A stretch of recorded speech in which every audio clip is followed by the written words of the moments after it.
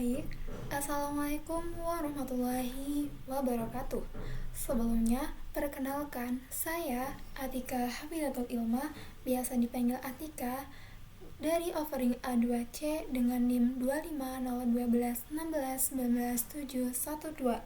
Nah, pada kesempatan hari ini, di sini saya akan mempresentasikan sebuah website manajemen sistem informasi yang telah saya kembangkan. Nah, untuk website yang saya kembangkan sendiri di sini memiliki nama yaitu Seniux dengan tagline mengolah ide, membedah masalah, mewujudkan performa. Tagline ini sebagai representasi dari tujuan akan adanya sebuah platform website ini. Dan website ini bergerak di bidang edu-teknologi dan juga agensi kreatif. Oke, selanjutnya di sini saya akan menjelaskan latar belakang kenapa saya mengembangkan sebuah website ini. Yang pertama, mulai dari konteks situasionalnya, yaitu di mana adanya kebutuhan media.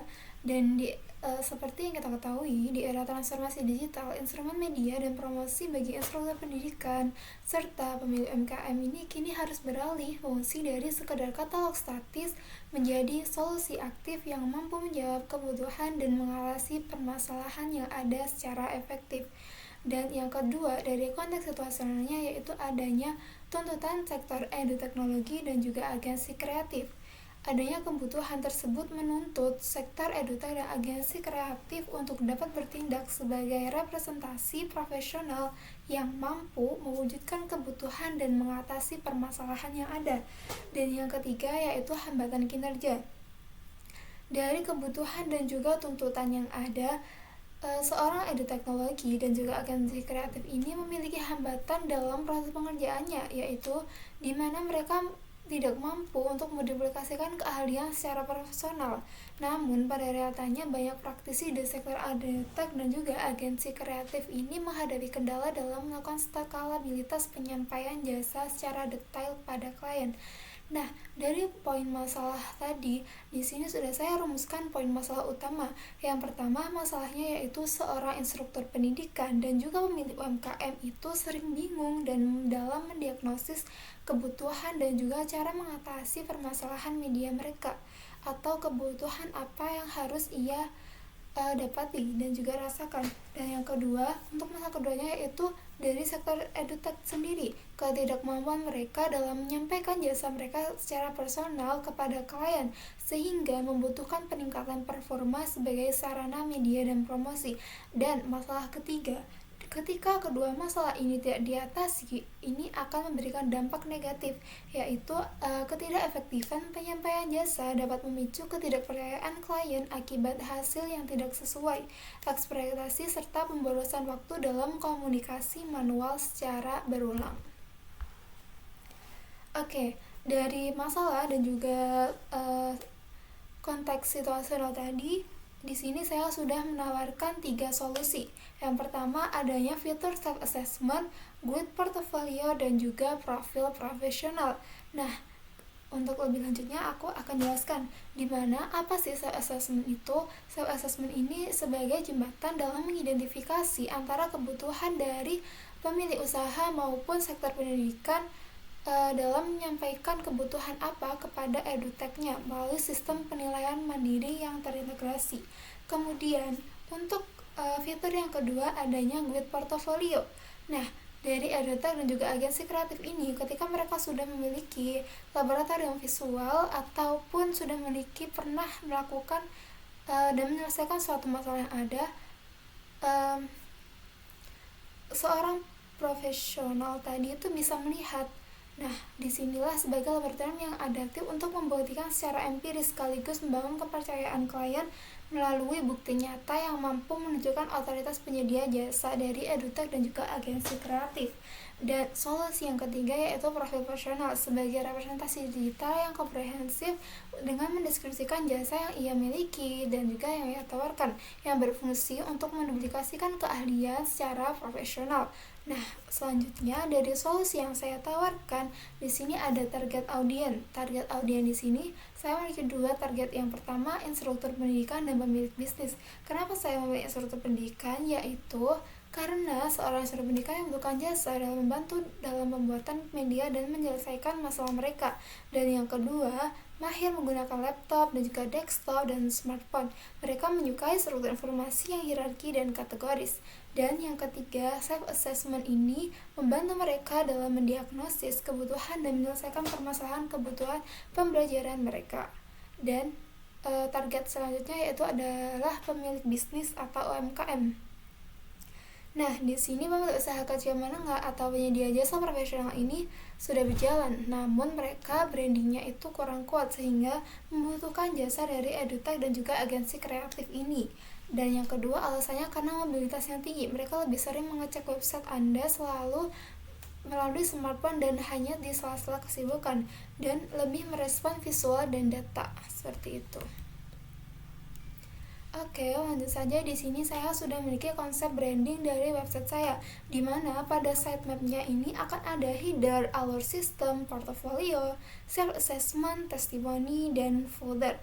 Untuk identitasnya di sini saya juga sudah menampilkan logo, nama website, tagline, dan juga domainnya. Untuk konsep brandingnya di sini warna utamanya ada ungu muda, dan juga krem atau putih. Nah, oke, selanjutnya untuk spesifikasi teknis platform. Nah, di sini saya mengembangkan sebuah website ini melalui WordPress self-hosted dengan WordPress online. Nah, WordPress ini dipilih karena memungkinkan optimasi kecepatan akses yang presisi melalui konfigurasi teknis tingkat tinggi. Nah, hal ini juga WordPress ini mendukung integrasi plugin Smart Assessment dan juga memiliki fitur-fitur yang mudah untuk diakses dan dapat dilakukan secara gratis seperti itu. Oke, untuk rute navigasinya ada header, header section, the system, social proof, smart assessment, get portfolio, dan juga footer. Oke, langsung saja di sini ada wireframe yang setelah saya buat sebagai rancangan dari website saya. Dan untuk ini adalah rencana konten awal. Nah, oke, selanjutnya di sini saya akan menampilkan website yang telah saya buat. Nah, untuk websitenya sendiri seperti ini. Di sini saya menggunakan WordPress online. Alasan saya memilih WordPress online karena kemudahan dalam mengedit dan juga menyusun templatenya secara mudah. Nah, di sini selebih lengkapnya ada di sini. Nah, di sini ada logo dan juga nama dari website, kemudian ada halaman about, ada halaman assessment, portofolio, dan juga testimoni. Untuk halaman utamanya sendiri seperti ini, ada nama, tagline, hubungi kami yang akan mengarahkan kepada WhatsApp dari sektor edutech ini. Kemudian di sini juga ada alur kerja yang prinsip kerja yang kami rencanakan dan juga kami bangun, dan di sini juga ada sedikit informasi how about use Linux. Nah, seperti ini, dan di bawah sini ada footer. Untuk halamannya sendiri ini ada about. Nah, about ini berisi tentang visi Seniux, apa sih sebenarnya visi Seniux itu, misinya, dan juga apa sih alasan pilih Seniux, kenapa harus pilih Seniux, seperti itu. Di sini juga sudah ada latar belakang mengapa Seniux ini dibangun. Dan selanjutnya adalah halaman assessment.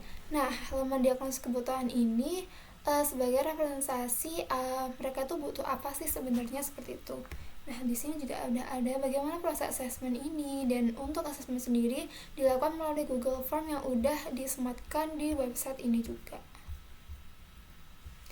Dan untuk portofolionya seperti ini. Inilah bukti nyata bagaimana pendekatan visual ini dapat berpadu dengan analisis cerdas. Di sini nanti juga akan ada portofolio dari media pembelajaran, media promosi, website development, ataupun karya-karya lain yang sudah dikembangkan dari edutech dan juga agensi kreatif. Dan yang terakhir yaitu halaman testimoni. Di sini juga ada artikel terbaru tentang produksi digital, seperti contoh seperti ini.